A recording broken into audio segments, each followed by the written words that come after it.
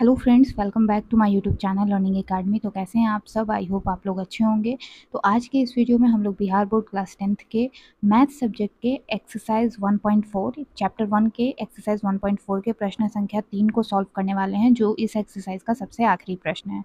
तो चलिए बिना टाइम वेस्ट किए आज का वीडियो स्टार्ट करते हैं और इस प्रश्न को सॉल्व करते हैं। लेकिन उससे पहले आप सभी से हमेशा की तरह एक छोटी सी रिक्वेस्ट है कि अगर आप हमारे यूट्यूब चैनल पर पहली बार विजिट करें तो प्लीज़ हमारे यूट्यूब चैनल को सब्सक्राइब करके बेल नोटिफिकेशन पर क्लिक कर दीजिए, जिससे आने वाले हर वीडियो के हर लाइव क्लासेस का नोटिफिकेशन आपको समय समय पर मिलती रहे। तो आइए आज का वीडियो स्टार्ट करते हैं और इस प्रश्न को सॉल्व करते हैं। प्रश्न कह रहा है कि कुछ वास्तविक संख्याओं के दशमलव प्रसार नीचे दर्शाए गए हैं। प्रत्येक स्थिति के लिए निर्धारित कीजिए कि यह संख्या परिमेय संख्या है या नहीं। यदि यह परिमेय संख्या है और p/q के रूप की है, q के अभाज्य गुणनखंडों के बारे में आप क्या कह सकते हैं? तो फ्रेंड्स, यहाँ पे आप देख सकते हैं कि 1, 2, 3 प्रश्न यहाँ पे दिए गए हैं। कह रहा है कि आपको ये बताना है कि ये परिमेय संख्या है या नहीं। अगर ये परिमेय संख्या है और इसे अगर हम p/q के रूप में लिख सकते हैं, तो q के अभाज्य गुणनखंडों के बारे में आप क्या कहेंगे, ये आपको बताना है। तो आइए इसको सॉल्व करते हैं। लेकिन उससे पहले हम आपको कुछ और चीज़ें यहाँ पे समझा देना चाहते हैं, ताकि आपको इस प्रश्न को सॉल्व करने में कोई कन्फ्यूज़न ना रहे। तो फ्रेंड्स, हम सबसे पहले इसमें ये समझेंगे कि परिमेय संख्या क्या होता है। तो फ्रेंड्स, हम आपको यहाँ पे बता दें कि परिमेय संख्या हम वैसी संख्या को कहते हैं, परिमेय संख्या, ठीक है। परिमेय संख्या हम वैसी संख्या को कहते हैं जिसे हम बटा के रूप में, यानी कि p/q के रूप में लिख सकते हैं, ठीक है। आइए बात समझ में। परिमेय संख्या हम वैसी संख्या को कहते हैं जिसे हम बटा के रूप में, यानी कि जैसे हमने यहाँ पे लिख दिया p/q के रूप में लिख सकते हैं। अब जैसे कि मान लीजिए कि कोई संख्या है यहाँ पे 2/5, ठीक है। 2/5 कोई संख्या है, मतलब कि यह परिमेय संख्या है, ठीक है। यानी कि यहाँ पे आप समझिए कि अगर हम ऊपर वाली संख्या में जब नीचे वाली संख्या से भाग देंगे तो वह संख्या जो है वो कट जाना चाहिए, ठीक है। ये जो ऊपर वाली संख्या है, इसमें अगर हम नीचे वाली संख्या से भाग देते हैं तो वो संख्या कट जाना चाहिए, यानी कि दशमलव के कुछ स्थानों के बाद जाकर यह कट जाना चाहिए। और मान लीजिए कि अगर वो नहीं कट रहा है, तब वो संख्या क्या होगा कि वो रिपीट होगा, ठीक है। कैसे, इसको समझिए। जैसे कि मैंने कहा कि नीचे वाली संख्या से ऊपर वाली संख्या में भाग देंगे, तो 5 से अगर 2 में भाग देंगे तो ये नहीं जाएगा, तो पॉइंट दे के हम यहाँ पे क्या करेंगे, दशमलव दे के यहाँ पे शून्य देंगे और ये 4 बार में 20 जो है वो कट जाएगा। तो यहाँ देखिए, मैंने आपसे क्या कहा कि यह कट जाना चाहिए, यानी कि दशमलव के कुछ स्थान बाद जाकर के ये कट जाना चाहिए। तो दशमलव के कुछ स्थान बाद ये जाके कट गया, है ना। अब वैसे ही एक और संख्या लेते हैं, जैसे कि 10/9। अब 9 से अगर हम 10 में भाग देंगे, ठीक है, तो एक बार में यहाँ पे 9 जाएगा, फिर यहाँ 1 बचेगा, दशमलव देंगे और यहाँ पे शून्य लेंगे। एक बार में फिर 9 जाएगा, फिर यहाँ पे 1 बचेगा, दशमलव दिया हुआ है तो हम फिर शून्य लेंगे, फिर एक बार में यहाँ पे 9 जाएगा, फिर 1 आएगा, फिर हम लोग यहाँ पे शून्य लेते हैं और एक बार में 9 ले जाएंगे। तो इस तरह से ये संख्या क्या हो रही है, रिपीट हो रही है। तो मैंने आपसे क्या कहा कि परिमेय संख्या हम वैसी संख्या को कहते हैं जिसे हम बटा के रूप में लिख सकते हैं। और इसमें एक और चीज़ था कि अगर दशमलव के कुछ स्थानों के बाद जाकर के वह संख्या पूर्ण रूप से कट जा रही है, तब भी वह परिमेय संख्या होगी, या अगर वह संख्या भाग देने पर रिपीट हो रहा है ना। अगर वह संख्या कट नहीं रहा है, अगर वह रिपीट हो रहा है, तब भी वो परिमेय संख्या होगा, ठीक है। तो आप यहाँ पे देखिए, यहाँ पे 1 जो है वो रिपीट हो रहा है, तब यह हम परिमेय संख्या इसको कह सकते हैं। अब मान लीजिए कि कोई संख्या नहीं कट रहा है या रिपीट भी नहीं हो रहा है, कैसे, देखिए। मान लीजिए कि कोई संख्या है 1.05, ठीक है। इसके बाद फिर आएगा 0.05, ठीक है, फिर 000 और फिर 5, फिर 4 बार 0 और फिर 5, ठीक है। तो आप देखिए कि यहाँ पे संख्या रिपीट नहीं हो रही है ना। शून्य जो है वो एक के बाद जब आगे बढ़ रहा है इस तरह से, तो उसमें एकक शून्य जो है वो बढ़ता जा रहा है ना। रिपीट का मतलब क्या होता है कि 1.05 है तो 0.5 ही चलता रहेगा, ठीक है। तो यहाँ संख्या रिपीट नहीं हो रही है, और अगर वह संख्या रिपीट नहीं हो रही है और वह कट भी नहीं रही है, तब हम उस स्थिति में उसे अपरिमेय संख्या कहेंगे, ना कि परिमेय संख्या कहेंगे, ठीक है। तो उम्मीद करते हैं कि आपको ये कॉन्सेप्ट जो है वो क्लियर हो गया है कि हम परिमेय संख्या किस स्थिति में कहेंगे, ठीक है। चलिए, तो अब हम लोग प्रश्न सॉल्व करते हैं जहाँ पे 3 प्रश्न हमें दिए गए हैं, तो वहाँ भी आपको इसी तरह से मिलेगा, ठीक है? तो आइए समझते हैं और सॉल्व करते हैं तीनों में से सबसे पहले प्रश्न को।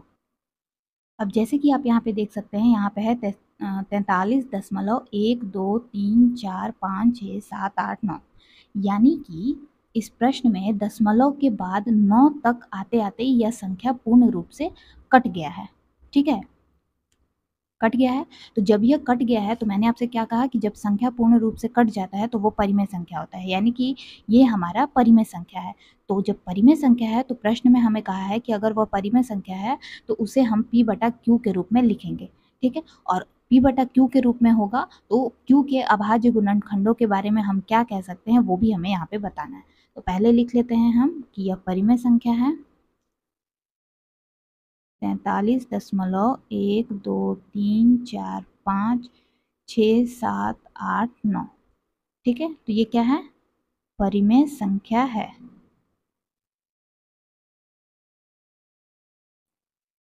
तो इसे हमें p बटा q के रूप में लिखना है। तो p बटा q के रूप में हमने लिख दिया।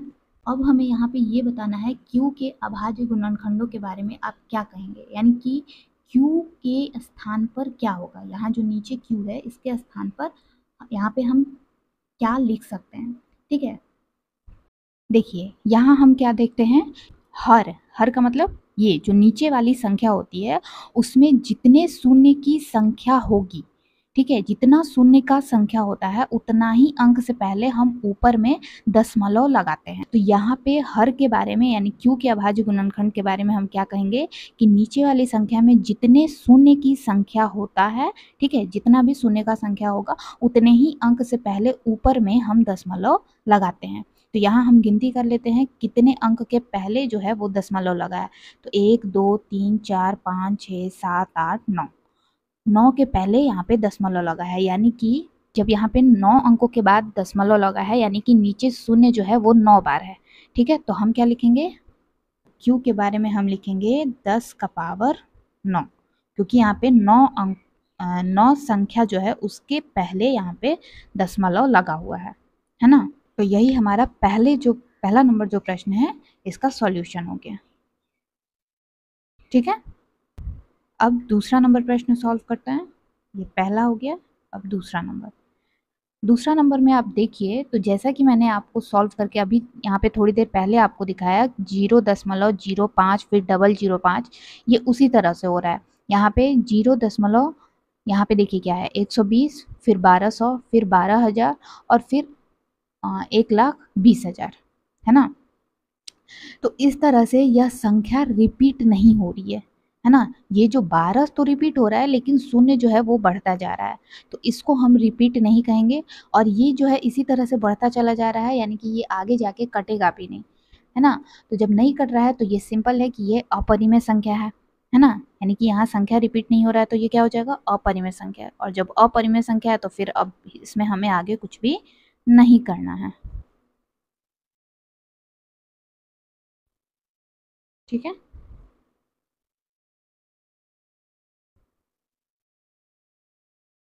यह अपरिमेय संख्या है। क्लियर? चलिए अब बढ़ते हैं आगे तीसरे प्रश्न की ओर। तीसरे प्रश्न में आप देखें कि यहाँ जो संख्या है 43 दशमलव के बाद 1, 2, 3, 4, 5, 6, 7, 8, 9, इसके ऊपर क्या लगा हुआ है, बार लगा हुआ है। इसका मतलब यह है कि ये जो संख्या है 1 से लेकर 9 तक, ये संख्या रिपीट हो रहा है।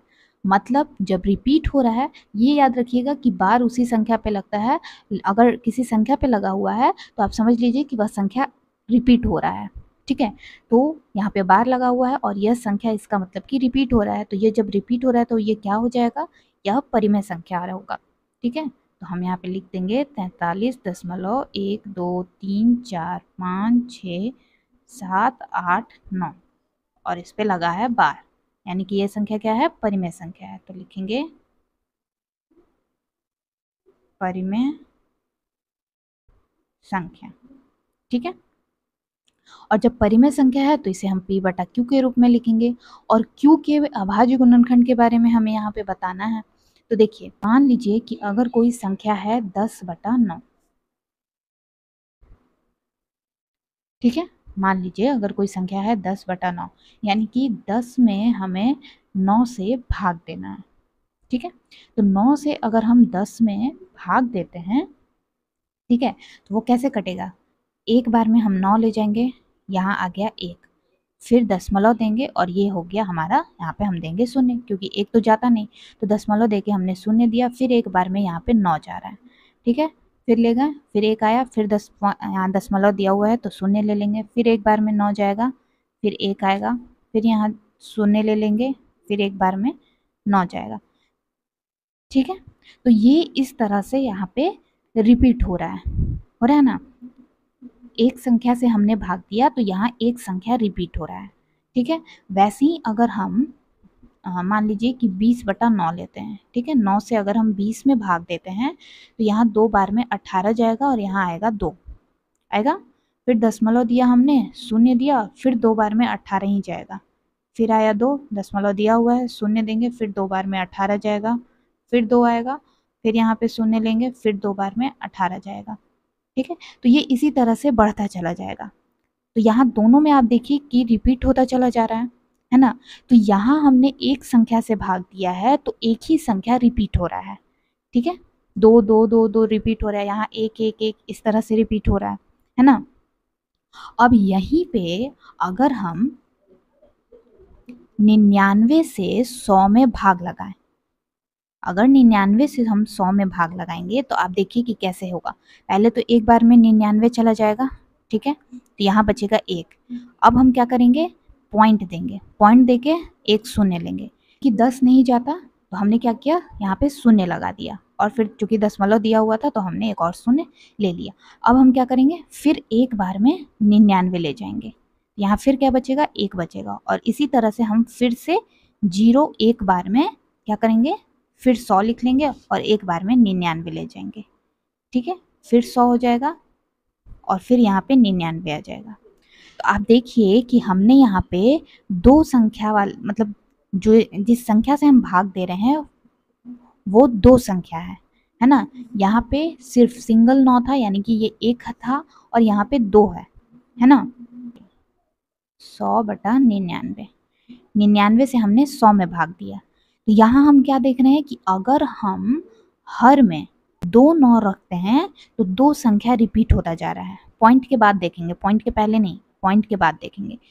तो अगर हम हर में 2 संख्या रख रहे हैं तो 2 संख्या रिपीट हो रहा है, अगर हम हर में 1 संख्या रखते हैं तो 1 संख्या रिपीट हो रहा है ना।